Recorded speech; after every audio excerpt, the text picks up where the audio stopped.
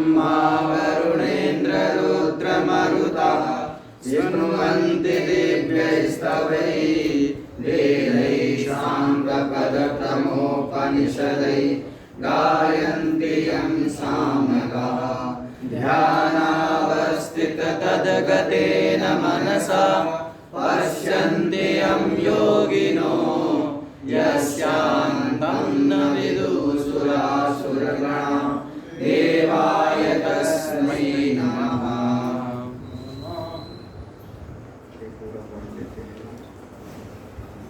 श्रीभगवानुवाच श्रीभगवानुवाच प्रकाशं च प्रवृत्तिं च प्रवृत्तिं च मोहमेव च पाण्डव न द्वेष्टि सम्प्रवृत्तानि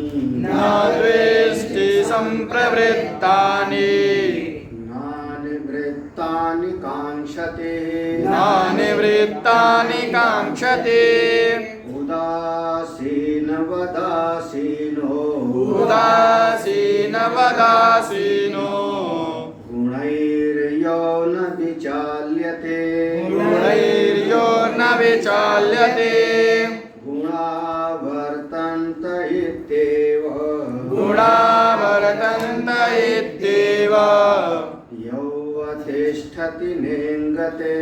यौवतिष्ठति नेङ्गते समदुःखसुखा स्वस्था समलोष्टास्म काञ्चनः तुल्यप्रिया प्रियो धीर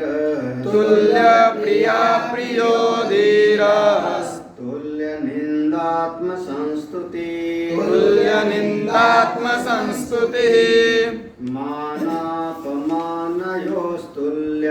मानापमानयोस्तुल्यो तुल्यो मित्रारिपक्षयो सर्वारंभ परित्यागी गुणातीता स उच्यते मां च यो व्यभिचारेण भक्तियोगेन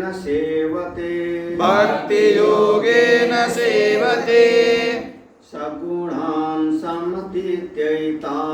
सगुणान् समतीत्यैतान् ब्रह्मभूयाय कल्पते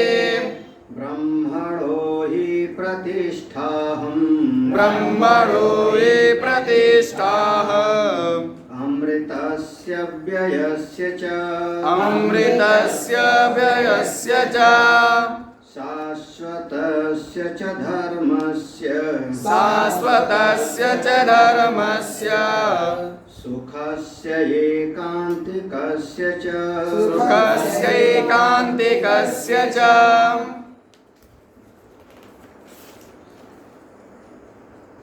भगवान ने यहाँ पर ये जो 19वें श्लोक में भगवान ने कहा था कि जब कोई भी साधक दृष्टा को अनुभव करता है, ऐसा साधक दृष्टा में जो अवस्थित हो जाता है मेरे ही स्वरूप को प्राप्त कर लेता है। मद्भावम अधिगच्छति। फिर भगवान कहते हैं जो इस प्रकार से साधना करता है, तीनों गुणों से अतीत हो जाता है, वह अमृतत्व को प्राप्त कर लेता है। अमृतम अस्मृति 20वें श्लोक में रखा होगा, अमृतम अस्मृति। तो जो दृष्टा स्वरूप में अवस्थित हुआ वही अमृत स्वरूप को प्राप्त कर लिया। तो दृष्टा स्वरूप में अवस्थित होना ही अमृतत्व की प्राप्ति है।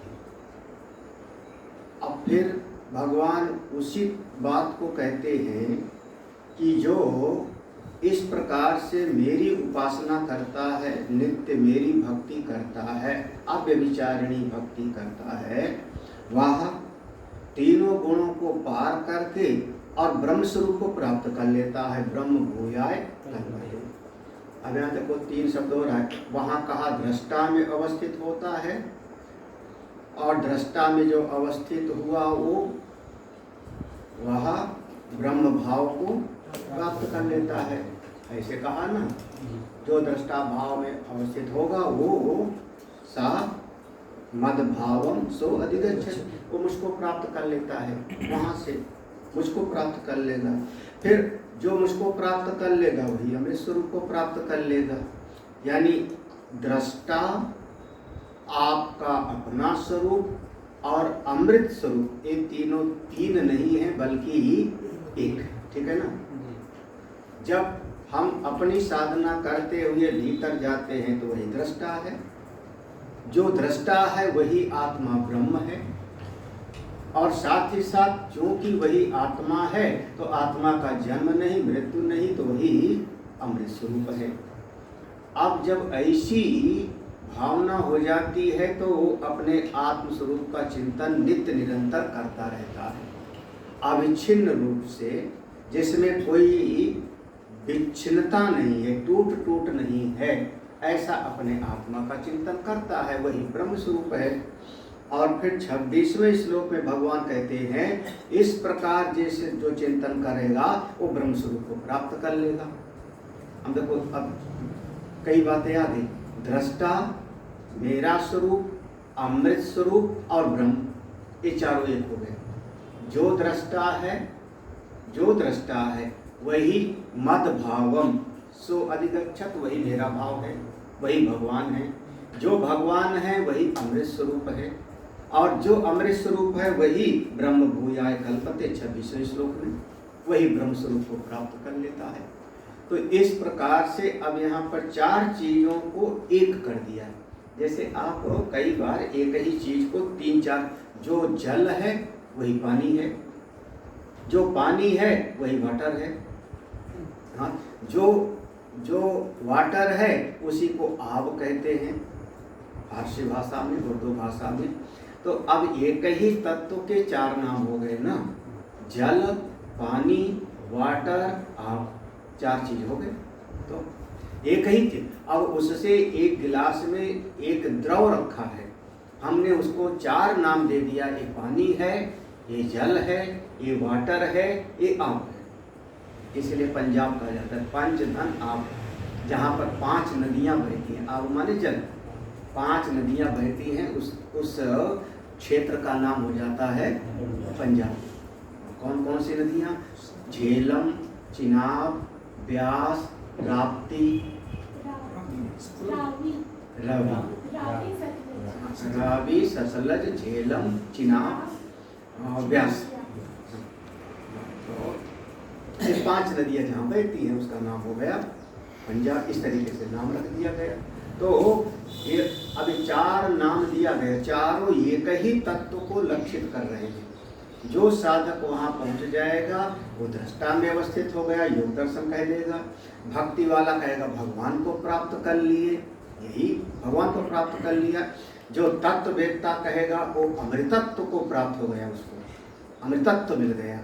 और जो वेदांत वाला कहेगा वो ब्रह्मविद ब्रह्मैव ब्रह्मभूय कल्पते, ब्रह्म को प्राप्त कर लिया। अवस्था एक है, अनुभूति एक है, उसके एक अलग अलग संज्ञा प्रदान कर दी गई है।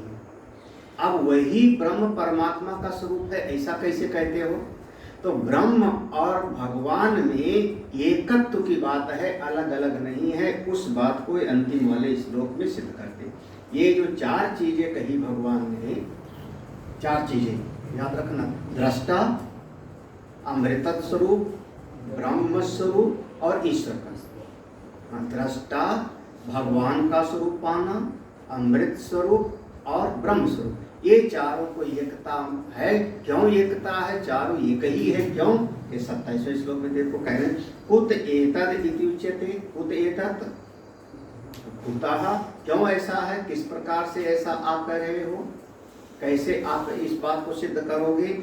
इस बात को कहते हैं। श्लोक का देखो, अहम अहम अहम ब्रह्मणो ही प्रतिष्ठा, क्योंकि मैं ब्रह्म की प्रतिष्ठा हूँ। अहम ब्रह्मणो ही प्रतिष्ठा, मैं ब्रह्म की प्रतिष्ठा हूँ। यानी जैसे ब्रह्म कहने पर मिलेगा क्या? अच्छा, जैसे किसी ने कहा घर, घर घर कहने से क्या मिलेगा आपको? आप कह दो कि ईंट नहीं चाहिए, ईंट नहीं चाहिए, छत नहीं, छत घर है क्या? ईंट घर है क्या? दरवाजा घर है क्या? तो ईंट घर नहीं है, दरवाजा घर नहीं है, छत घर नहीं है। अब तीनों को किनारे कर दिया तो घर क्या बचा? घर कहाँ है? बोले घर माने एक ऐसी चीज जहां पर मैं रहता हूं, जहां मेरा निवास स्थान है। तो घर कहना माने ईंट, दरवाजा, छत, लोहा सब मिला करके आपने एक नाम दे दिया घर। तो घर की प्रतिष्ठा कहाँ पर है? घर की प्रतिष्ठा कहाँ पर है? कहा ये ईंट से घिरी हुई दीवार, छत पड़ा हुआ, दरवाजा हुआ, उसी को हम नाम देते हैं ये है घर। ठीक है ना? तो घर की प्रतिष्ठा क्या है? ईंट आदि से घिरी हुई एक जगह, वही घर की प्रतिष्ठा। आपने एक नाम दे दिया घर, यही ना? घर माने इस जगह की प्रतिष्ठा है। जैसे एक नाम दे दिया जीव, कहाँ रहता है जीव? कहाँ मिलेगा जीव? कहाँ मिलेगा? शरीर के भीतर, इसी शरीर के भीतर ना। तो जीव की प्रतिष्ठा कहाँ हुआ? इस शरीर के भीतर। उसी प्रकार से ब्रह्मणा ही अहम प्रतिष्ठा, ब्रह्म की प्रतिष्ठा मुझ में है, ब्रह्म मुझ में प्रतिष्ठित है।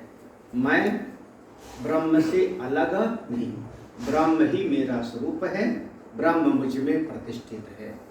जैसे आप कह दो कि मैं ही जीव हूँ, जीव ही मैं हूँ, ऐसे ही या मैं पना प्रतिष्ठित कहाँ है? मुझ में। जीव पना प्रतिष्ठित कहाँ है? मुझ में। तो ब्रह्मणो ही प्रतिष्ठा हम, ब्रह्म और भगवान का अपना स्वरूप। इसके पहले ईश्वर के स्वरूप बताया था ना, ईश्वरम नारायणम सर्वभूत हृदय अस्मि। ओ ईश्वर, वो ब्रह्म से पृथक नहीं है। और वही देखो, अमृत से पहले मैंने कहा अमृत भी है और अव्यय, जिसमें कभी कोई क्षय नहीं होता। तो ब्रह्म की प्रतिष्ठा, ब्रह्मणा, ब्रह्म की प्रतिष्ठा मैं, मुझ में ही ब्रह्म प्रतिष्ठित है, वही अमृत स्वरूप है। अब यहाँ देखो ना, तीनों को एक कर रहे हैं, ब्रह्म, मैं और अमृत, तीनों एक ही वाक्य में तीनों हो गए ना। ब्रह्मणा, ब्रह्मणा प्रतिष्ठा अहम, ब्रह्म की प्रतिष्ठा मैं, और यही अमृत स्वरूप है, अमृतस्य। तो तीन एक हो गया ना। हमने पहले चार कहा था, दृष्टा को किनारे कर दिया। हाँ, तो यहाँ तीन को एक कर दिया, एक ही पंक्ति में। ब्रह्म की प्रतिष्ठा मैं हूँ और मैं ही अमृतस्य, मैं अमृत स्वरूप हूँ, अव्यय स्वरूप हूँ। फिर शाश्वतस्य च धर्मस्य, मैं ही नित्य हूँ, शाश्वत माने नित्य हूँ। और धर्मस्य, मेरा ही जो स्वरूप है वो ज्ञान योग के द्वारा प्राप्त होता है। धर्मस्य का मतलब हुआ, मुझको कोई जानना चाहे तो ज्ञान योग के द्वारा ही प्राप्त कर सकता है, अपनी मर्जी से मुझको प्राप्त नहीं कर सकता। यहाँ धर्मस्य का अर्थ यही होगा। सुखस्य एकांतिकस्य च, मैं ही सुख स्वरूप हूँ, मैं ही एकांतिकस्य, मैं अकेले हूँ, मेरे अलावा और कोई दूसरा नहीं। यहाँ तत्व के सब लक्षण हैं, ध्यान देना। तो ब्रह्मणो ही प्रतिष्ठा अहम, एक पहला लक्षण हो जाएगा ब्रह्म। अमृतस्य दूसरा लक्षण हो जाएगा, अव्यय तीसरा हो जाएगा, शाश्वतस्य चौथा हो जाएगा, धर्मस्य पांचवा हो गया, सुखस्य छठा हो गया, एकांतिकस्य सातवां। ये सात चाहो तो आप एक ही को कह सकते हो। वह आत्मा एक है, वही सुख स्वरूप है, वही ब्रह्म है, वही नित्य है, वही मेरी प्रतिष्ठा है। यहाँ पर मूल भाव ब्रह्म और मैं अलग नहीं। तो जो वेदांती कहता है ब्रह्म को प्राप्त करो, ब्रह्म की जिज्ञासा करो, ब्रह्मविद ब्रह्मै भवति, वाह, और जो भक्त कहता है कि मुझको प्राप्त कर लो, ये दोनों में कोई भेद नहीं। मुझको प्राप्त कर लेगा तो भी अमृत स्वरूप होगा, ब्रह्म का अनुभव कर लेगा तो भी अमृत स्वरूप होगा। हम दोनों में ब्रह्म मेरी प्रतिष्ठा है। अरे मैं ब्रह्म में प्रतिष्ठित हूँ, ब्रह्म मुझ में प्रतिष्ठित है। हम दोनों में कोई भेद नहीं। श्लोक का अर्थ देख लो, चूंकि सबका समापन कर रहे हैं।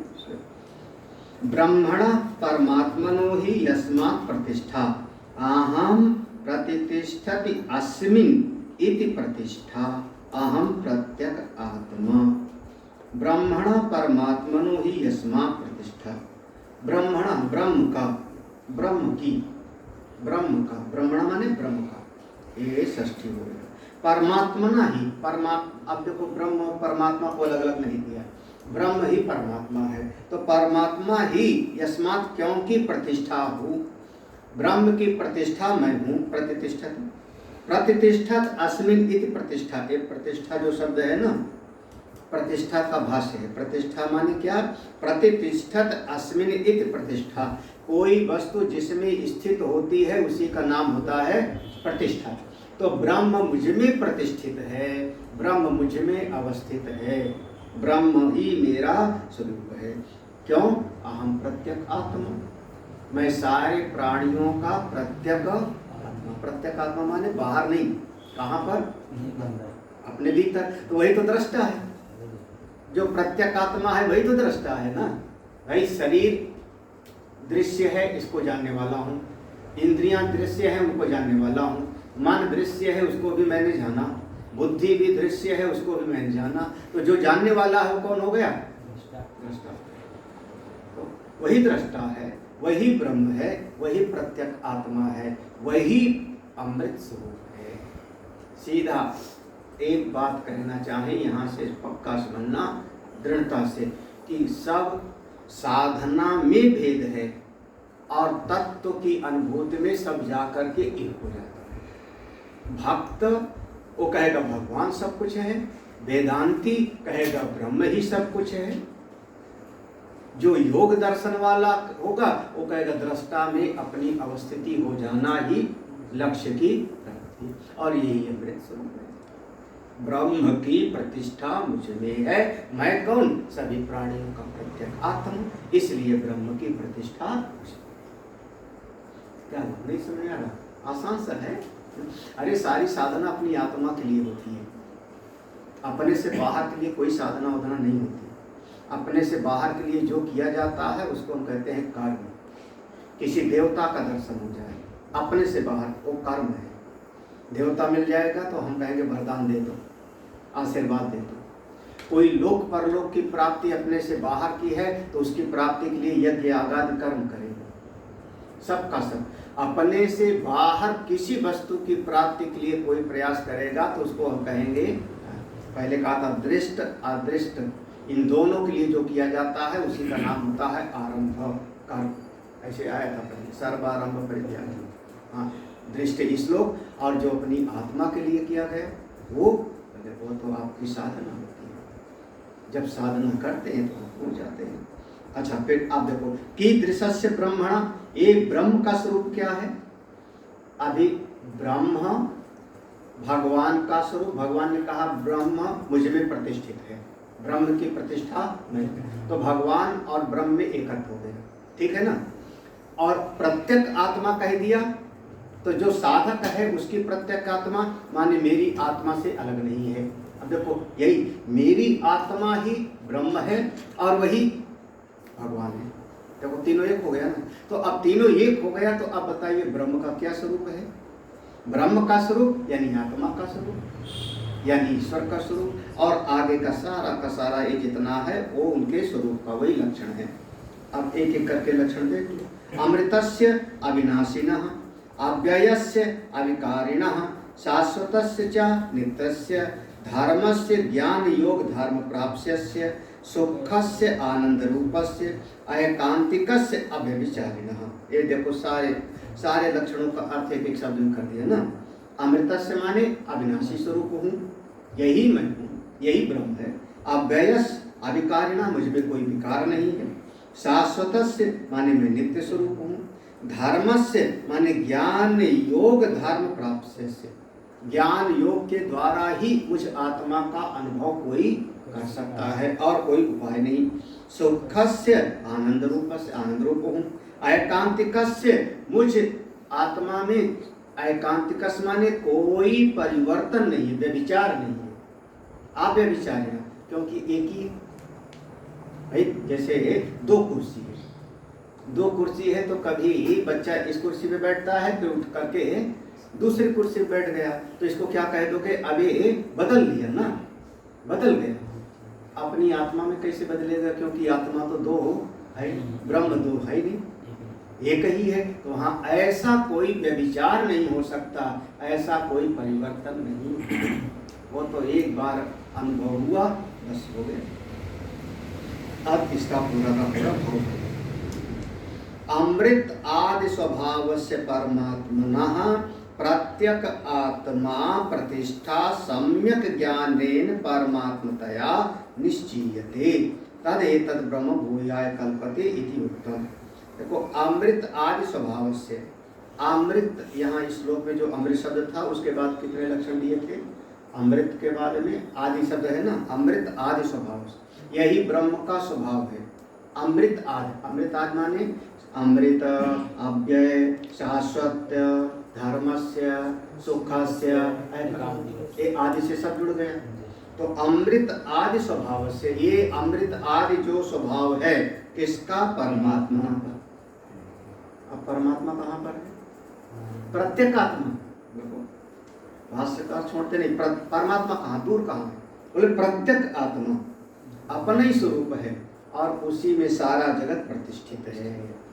सम्यक ज्ञानेन परमात्मतया निश्चीयते, सम्यक ज्ञान के द्वारा, शास्त्र और आचार के द्वारा जब हम श्रवण मनन करते हैं, निधिध्यासन करते हैं तो इसी का निश्चय होता। सम्यक ज्ञाने ये निश्चय होता है कि मेरी जो प्रत्यक आत्मा है वही परमात्मा ब्रह्म है और वही दृष्टा है, वही अमृत स्वरूप है, वही नित्य है, ये निश्चय होता है। तद एतद् ब्रह्म भूयाय कल्पते, जो यहाँ श्लोक में था 26वें श्लोक में ना, ब्रह्म भूयाय कल्पते। इस प्रकार से ब्रह्म का अनुभव हुआ, ब्रह्म ही हो गया, ये निश्चय हो गया, ये पक्का हो गया। तो ब्रह्म को जानने वाला ब्रह्म स्वरूप ही हो जाता है। हाँ, अब आगे थोड़ा सा एक अलग से विचार भगवान भास्कर देते हैं कि ब्रह्म अगर एक है तो सृष्टि कैसे बनी। तो कहते हैं यया च ईश्वर शक्त्या भक्त अनुग्रहादि प्रयोजनाय ब्रह्म प्रतिष्ठते प्रवर्तते सा शक्ति ही ब्रह्म एव अहम शक्ति शक्तिमतो अनन्यत्वाद इति अभिप्रायः। अब एक चीज हम कहते क्या हैं, समझना थोड़ा। जो कह रहे हैं कि जैसे भगवान ने कहा कि ब्रह्म मुझ में प्रतिष्ठित है, ठीक है ना, प्रतिष्ठित माने वहां पर अवस्थित है। तो एक मन में संशय होता है, जैसे आप कह सकते हो कि दही घड़े में स्थित है, दही घड़े में रखा हुआ है, तो घड़ा जो है हो गया आश्रय और दही हो गया आश्रित। घड़ा तोड़ दो तो दही बिखर गया, समझ रहे हैं। जैसे कभी कह दे कि आत्मा मेरे शरीर के भीतर स्थित है, तो एक बार भ्रम होगा कि शरीर हो गया आश्रय और आत्मा इस पर हो गया आश्रित। तो आश्रय का नाश करने से जो आश्रित होता है वो भी नष्ट है ना। अब कुर्सी है हमारा, हम कुर्सी पर प्रतिष्ठित हैं, अब कुर्सी कोई खींच लेगा तो हम गिर जाएंगे, यही ना। तो अगर आप कहते हो कि वह ब्रह्म मुझ में प्रतिष्ठित है प्रत्यक आत्मा में, तो आश्रय आश्रित का भेद हो गया ना। ये वस्त्र मुझ पर आश्रित है, ब्रह्म ये वस्त्र मुझ पर आश्रित है। जैसे कहा कि ब्रह्म मुझ पर प्रतिष्ठित है, तो एक कुर्ता कहाँ प्रतिष्ठित है, मेरे शरीर पर, यही ना। और अगर शरीर का कुछ हो जाए तो कुर्ता उतार के हमने फेंक दी। क्या ऐसा है? तो ये जब कहा ब्रह्म की प्रतिष्ठा मैं हूं, तो आश्रय और आश्रित के भेद की संभावना हो सकती है, तो उसका निराकरण भगवान भास्कर करते हैं। ये सब माया से है। आश्रय आश्रित की बात भी हम माया से कहते हैं। असल में ये दो नहीं है कि जैसे दूध घड़े में रखा है, ऐसा नहीं है, ऐसा नहीं है। कठिन लग रहा है क्या? थोड़ा समापन वाला तो है, तो थोड़ा गंभीर है। यया देखो, यया च ईश्वर शक्त्या, जिस ईश्वर शक्ति के द्वारा, ईश्वर शक्त्या, ईश्वर शक्त्या माने भगवान अपनी माया शक्ति के द्वारा, यया ईश्वर शक्त्या, भगवान अपनी जिस माया शक्ति को धारण करके, माया शक्ति को धारण करके भक्त अनुग्रहादि प्रयोजनाएं, भक्तों पर करुणा करना है, भक्तों का उद्धार करना है। क्योंकि भगवान कहते हैं ना कि धर्म संस्थापनार्थाय संभवामि जुगे जुगे। तो कैसे संभवामि, कैसे प्रकट होगे? धर्म की स्थापना कैसे करोगे? क्योंकि आप तो एक ही हो। तो अपनी माया शक्ति को धारण करके भगवान फिर आकर के प्रकट होंगे। तो वो माया शक्ति के द्वारा ही किसी को आशीर्वाद देंगे और किसी दुष्ट का नाश करेंगे, माया शक्ति के द्वारा। इसलिए कह रहे यया च ईश्वर शक्त्या, यह जो ईश्वरी शक्ति है कौन? माया, उसी को धारण करके भगवान भक्त अनुग्रह आदि प्रयोजन है। भगवान किसी पर अनुग्रह करते हैं और किसी का भाव ये है कि ये जो श्लोक में था कि ब्रह्म मेरी प्रतिष्ठा है, तो ब्रह्म और मैं एक नहीं, वहां चार चीजों को एक किया ना, प्रत्येकात्मा यानी दृष्टा, प्रत्येकात्मा दृष्टा, फिर भगवान ने कहा वही मेरा स्वरूप है, मैं हूं वही ब्रह्म है और वही अपने स्वरूप है, यही ना। तो जब ऐसा वहां एक किया तो ब्रह्म दो तो है ही नहीं, ब्रह्म तो एक ही है, आत्मा एक ही है, आत्मा तो दो है ही नहीं। तो ये सारी सृष्टि की उत्पत्ति कैसे होती है, फिर सारी सृष्टि का पालन पोषण कैसे होता है, फिर धर्म की स्थापना आप कैसे करते हो? जब एक ही हो आप और आप ही में सारा का सारा जगत प्रतिष्ठित है, ब्रह्म की आप प्रतिष्ठा हो, तो ये सारा जगत का व्यवहार फिर कैसे हो? तो उस बात को कह रहे हैं माया शक्ति के भाग्य सब माया है। यया च ईश्वर शक्त्या, भगवान अपनी जिस ईश्वर शक्ति को धारण करके भक्त अनुग्रह आदि प्रयोजनाएं, भक्त पर अनुग्रह आदि करने के लिए प्रकट होते हैं, तब ब्रह्म प्रतिष्ठिते प्रवर्तते, उस समय वह सगुण ब्रह्म हो जाता है। ब्रह्म प्रतिष्ठिते, तो ब्रह्म के दो स्वरूप हो गए ना। फिर 13वें अध्याय में जाना पड़ेगा, सोपाधिक और निरुपाधिक है ना। तो वो ब्रह्म जब निरुपाधिक है तो एक है, अद्वैत है। जब वह उपाधि को धारण किया माया को, तो हो गया वो सोपाधिक। तो वही सारे जगत की उत्पत्ति, प्रलय और सब कुछ करता है। भक्तों पर करुणा, किसी का दंड देना, ये सब वही सगुण करता है। वह जो शुद्ध तत्व है वो बिल्कुल कुछ करता होता नहीं। तो इसलिए कहा ब्रह्म प्रतिष्ठिते प्रवर्तते, उसी शक्ति के द्वारा ब्रह्म सारे जगत का कार्य आदि करता है। ब्रह्म प्रतिष्ठिते माने वह सगुण ब्रह्म अब सब कुछ करता है, सब कुछ करता है। अच्छा, आप जरा सब बताइए, वो जो शक्ति है अलग है कि एक है भगवान से? भाई अब जब आपने कहा कि वो ब्रह्म एक है, सर्वव्यापक है, तो मेरे मन में आया कि फिर वो कैसे करता है? तो आपने कहा उसके पास एक शक्ति है, उस शक्ति को धारण करके तो वो सारे जगत की उत्पत्ति स्थिति प्रलय करता है, भक्तों पर अनुग्रह करता है, दुष्टों का नाश करता है। तो मेरे मन में बात आई कि फिर बताइए वो शक्ति उससे एक है कि अलग? एक है, एक है, तो हमेशा जुड़ी रहनी चाहिए। फिर निरुपाधिक कभी होगा नहीं। अगर एक है, देखो एक है, अब ऐसे समझो थोड़ा सा, हमारे भीतर सुख है। सुख अगर मेरा स्वरूप होता, दुख मेरा स्वरूप होता, दुख, तो हमको गहरी निद्रा में भी दुखी सुखी होते रहना चाहिए, क्योंकि अपने स्वरूप को कभी हम छोड़ नहीं सकते, है ना। तो अगर वो ब्रह्म से शक्ति एक है तब हमेशा उसको जुड़े रहना चाहिए। फिर निरुपाधिक तत्व का अनुभव होना असंभव हो जाएगा, क्योंकि हमेशा जब आपका अनुभव होगा तो सोपाधिक से होगा, कैसे हो सकता है। और अगर आप कह दो कि उससे अलग है, ईश्वर से अलग है, ये आप कह दो, तो फिर दो सत्ता हो गई, फिर अद्वैत नहीं हो गई। फिर ईश्वर अलग और उनकी शक्ति एक अलग, तो दो सत्ता हो गई, फिर अद्वैत नहीं होगा। और जब दो चीजें होंगी तो डर कभी दूर नहीं होगा। द्वितीयात् वै भयम् मृत्यु समृत्युम आपनोति या यह नानेव पश्यति। जो भेद देखता है वो मृत्यु को प्राप्त करता है। तो उस बात को देखो फिर से कह रहे, सा शक्ति, देखो सा शक्ति, वो शक्ति, कौन सी शक्ति? माया।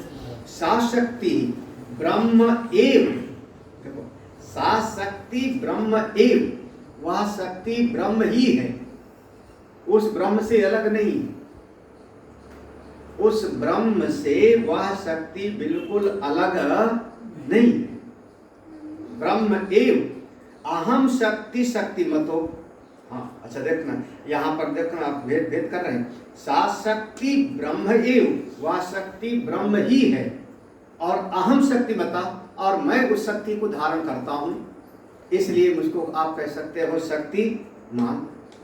हाँ अहम शक्ति, वो शक्ति मुझसे अलग नहीं है। तो यहाँ वो देखो, वह शक्ति, वह ब्रह्म और भगवान अहम, अपने तीनों को एक कर दिए। मैं अहम शब्द आया ना, अहम शब्द आया, ब्रह्म शब्द आया, शक्ति शब्द आया, एक ही पंक्ति में तीनों आ रहा है। तो सा शक्ति वो माया शक्ति, ब्रह्म एव वो ब्रह्म से पृथक नहीं है। जो हम दोहा बार बार बोलते हैं ना, गिरा अर्थ जल बीच सम कहियत भिन्न ना, हाँ वो अलग भी नहीं है, एक भी नहीं है। तो उसी प्रकार से ब्रह्म एव, और वो ब्रह्म अहम शक्ति, वो ब्रह्म मुझसे पृथक नहीं है। मैं कौन हूँ? शक्तिमता, मैं शक्तिमान हूँ। कभी मैं शक्ति को धारण करके सृष्टि का उत्पत्ति स्थिति करता हूँ, और जब हमारी इच्छा नहीं होती तो शक्ति को धारण नहीं करता। वो मुझसे अलग नहीं है। अनन्यत्वाद इति अभिप्रायः। अनन्यत्वाद माने शक्ति और शक्तिमान में भेद नहीं होता। शक्ति, अरे शक्ति और शक्तिमान में भेद नहीं होता माने क्या कहोगे? हाँ अब जो बोलने वाला है और जो मैं, एक है कि अलग? हाँ, लेकिन हम 24 घंटा तो बोलते नहीं रहते। देखो हम जब अपनी वाणी को धारण करते हैं तो वाणी को धारण करके मैं शब्द का उच्चारण करता हूँ, यही ना। लेकिन यह शब्द को बोलने की शक्ति मुझसे अलग नहीं है, और मुझसे हमेशा के लिए जुड़ी भी नहीं है, नहीं तो मैं गहरी निद्रा में भी बोलता रहूं, यही ना। यह नेत्र की जो शक्ति है, हम कहते हैं मैंने देखा, मैं देख रहा हूँ, मैं देख रहा हूँ, तो नेत्र में देखने की शक्ति है, ठीक है, ये शक्ति है, नेत्र देखने की शक्ति है। अब ये आप पूछो कि मुझसे एक है कि अलग, क्या कहें? तो हम कहेंगे कि अगर एक है, मुझसे एक है, तो गहरी निद्रा में भी आप खुले रहे सब देखता रहूं, ये पेड़ है, ये पशु है, बोले होता नहीं। यदि अलग है तो शक्ति अलग होगी, शक्ति को धारण करने वाला मैं अलग हो गया, भेद हो गया, बोले ये भी नहीं है। आंख में देखने की शक्ति मुझसे अलग भी नहीं, तो आंख में जो देखने की शक्ति है वो मुझसे अलग भी नहीं, मुझसे हमेशा के लिए एक ही है ना। गिरा अर्थ जल बीच सम कहियत, ना उसको भिन्न कह सकते हो ना अभिन्न कह सकते हो। तो ये मेरा स्वरूप है, तो मैं देखने की शक्ति दोनों एक है, और हम कहते हैं मैंने ही देखा। उसी प्रकार से यहाँ पर भगवान कहते हैं, जब अब इस पंक्ति को बहुत गहराई से समझो। ययाचा, पहले इसके पहले ब्रह्म को और आत्मा को एक कर चुके हैं, ब्रह्म को मैं ईश्वर स्वरूप को सब एक कर चुके। तो ये सृष्टि कैसे बनती है? तो कहा यया च ईश्वर शक्तिया, जिस ईश्वरीय शक्ति के द्वारा माया शक्ति को धारण करके भक्त अनुग्रह आदि प्रयोजन है, भक्तों पर अनुग्रह कृपा करने के लिए ब्रह्म प्रतिष्ठते प्रवर्तते, ये ब्रह्म व्यवहार करने लगता है। वह ब्रह्म जो निर्गुण है वो व्यवहार करने लगता है। प्रवर्तते माने उत्पत्ति स्थिति और प्रलय करने लगता है। सा शक्ति ब्रह्म है, वह शक्ति ब्रह्म से अलग नहीं, ब्रह्म ही है। अहम शक्ति, अरे मैं ही हूँ, वह शक्ति ब्रह्म, मैं एक ही हूँ। क्यों? मैं शक्तिमान हूँ। या जो शक्ति का स्वामी है उससे शक्ति कभी अलग नहीं। माया का स्वामी, माया का जो स्वामी है वो माया स्वामी से पृथक नहीं। अभी अब हमारे अपने इसी कमरे में सब बड़े बड़े विद्वान महापुरुष लोग आ चुके हैं, जो भी लगभग हरिद्वार में प्रतिष्ठित हैं, ऋषिकेश में विद्वान लोग सब यहाँ पर एक आध बात हो, वेदांत के विद्वान और भी सब लोग, और सब आकर के यहाँ प्रणाम किए हैं, सब आके प्रणाम किए हैं, जो भी अच्छे अच्छे। लेकिन किसी ने भी कोई कमेंट्स नहीं किया।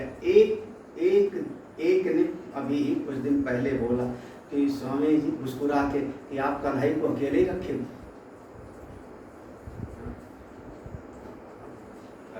ऐसे बोला था ना, आप तो कन्हई को अकेले, अभी तक कभी किसी ने बोला नहीं था, ना तो दिव्य चैतन्य जी ने, ना तो स्वात्मानंद जी ने, ना विशुद्धानंद जी, ऐसे विद्वानों में ना तो कोई और, ना तो महेश्वरानंद, ना तो जनकपुरी, ना तो पुरो चैतन्यपुरी, ना तो विष्णु, सब एक से एक विद्वान, कभी किसी ने कोई कमेंट नहीं। लेकिन अभी अभी एक ने कहा कि कन्हई को अकेले रखे हो। हमने कहा हाँ वो एक ही है, राधा जी नहीं रखे ना। अब बताओ, अभी मैं नहीं कह रहा हूँ कि ला के रख देना तुम, उसी के अंदर छिपी है। हाँ शक्ति वो उन्हीं के अंदर छिपी है।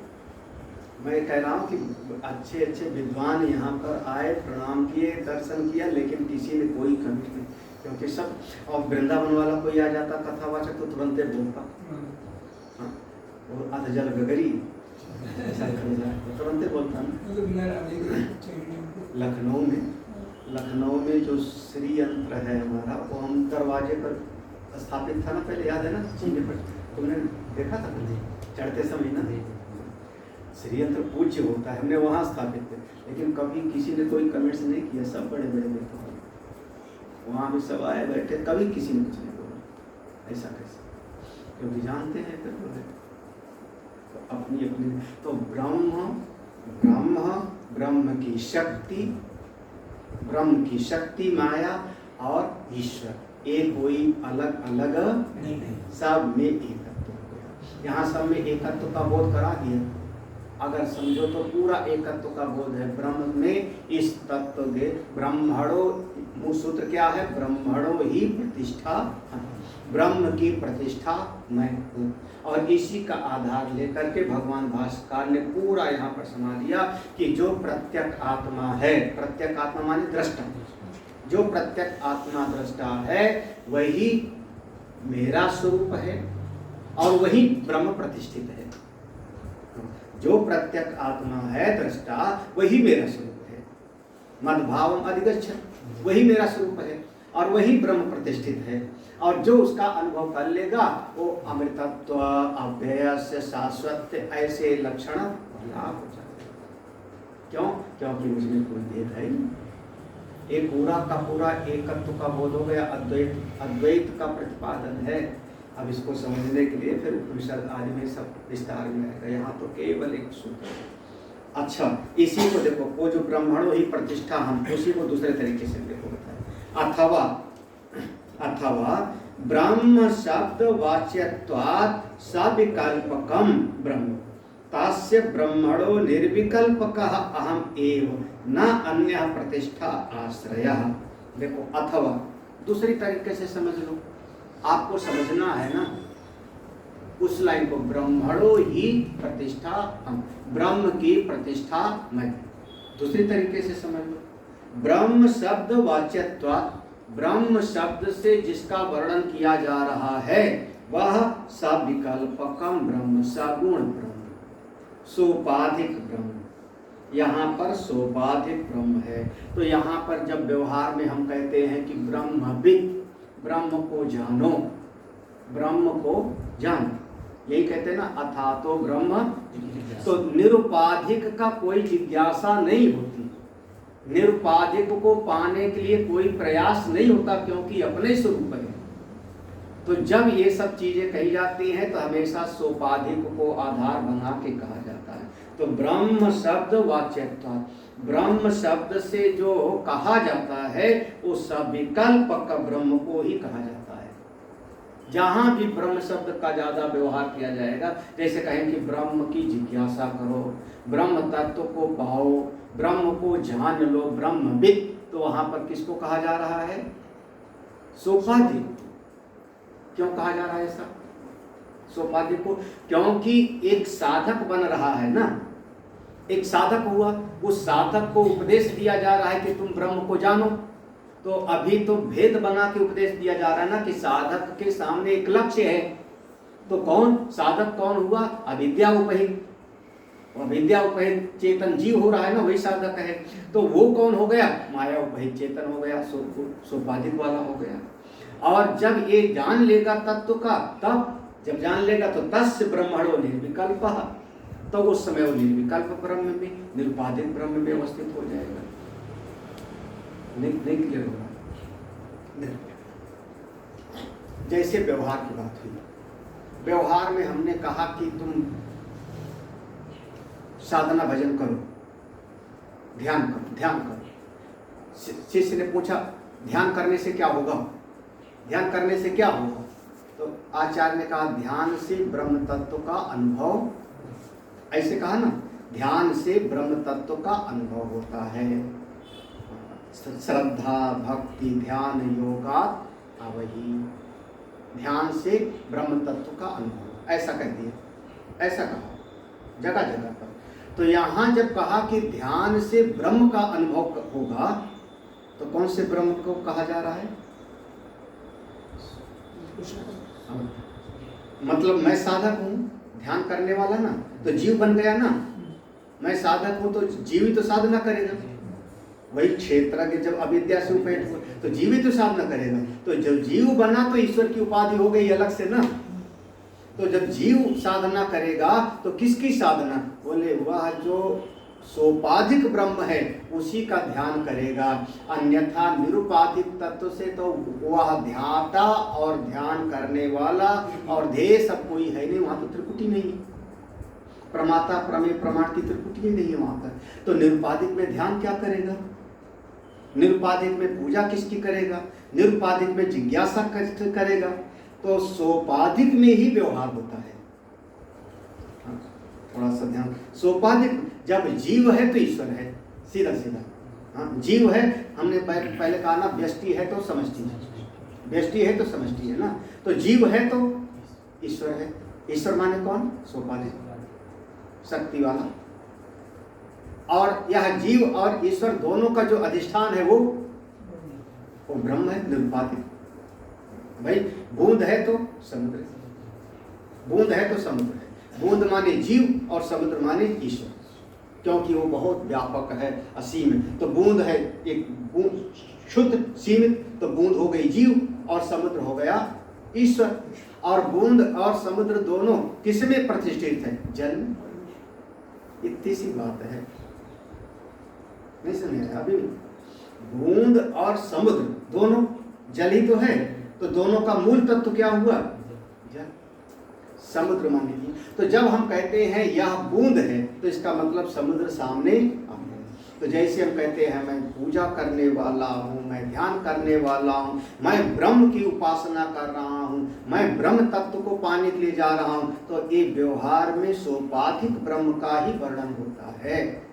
उसी बात को यहाँ पर कहा है, अथवा ब्रह्म शब्द वाच्यत्वात् सविकल्पम ब्रह्म। जब व्यवहार में ब्रह्म शब्द का बातचीत आप करते हो तो सविकल्प माने सोपाधिक ब्रह्म की बात होती है। और ये सोपाधिक ब्रह्म भी कहाँ पर स्थित है? तस्य ब्रह्मणो निर्विकल्प। ये सोपाधिक का मूल भी कौन है? वह निरुपाधिक निर्विकल्प। वही जैसे मैंने कहा समुद्र का भी मूल क्या है? जल। समुद्र और समुद्र दोनों जल। जीव और ईश्वर दोनों का मूल वह एक तत्व है। और वो अहम एव, मैं ही हूँ, ना अन्य प्रतिष्ठा आश्रय, मेरा आश्रय कोई और नहीं। मैंने शुरुआत में कहा आश्रय आश्रित का भेद ना समझ में आ जावे कि जैसे एक कुर्सी आश्रय है और मैं इस पर आश्रित हूँ, ऐसा भेद मत समझ लेना कि भगवान किसी और पर आश्रित है। अहम एव ना अन्य। यहाँ पर ब्रह्म देखो, जैसे ये कह दिया ना कि ब्रह्म मुझ में प्रतिष्ठित है, तो ऐसा कोई न समझ ले कि ब्रह्म जो है वो आश्रित हो गया और मैं उसका आश्रित हूँ। कोई और दूसरा है नहीं। मतलब हमने शुरुआत में बता दिया कि एक ही तत्व के चार नाम दिए थे आप, पानी, जल, वाटर, आग, है ना, चार नाम दिए। वैसे ही वैसे अब जैसे गेहूं का ही, गेहूं, कनक, अच्छा, अगर गेहूं को पिसा दिया अब क्या हो गया? गेहूं नहीं है। रोटी बना दिया तो अब क्या हो गया? अब आटा भी नहीं है। कहाँ है? अब तो रोटी हो गई। गेहूं, आटा, रोटी, हाँ, तीन चीज हो गए ना, गेहूं, आटा, रोटी, और तीनों की प्रतिष्ठा एक तत्व में है। ऐसे समझना कि बस एक नाम अलग अलग दिया, प्रत्यक आत्मा दृष्टा, फिर दूसरा नाम दिया ए दृष्टा मेरे स्वरूप में अवस्थित है, मद्भावम अधिगच्छत, उसको प्राप्त कर लेगा, फिर वही ब्रह्म तत्व है।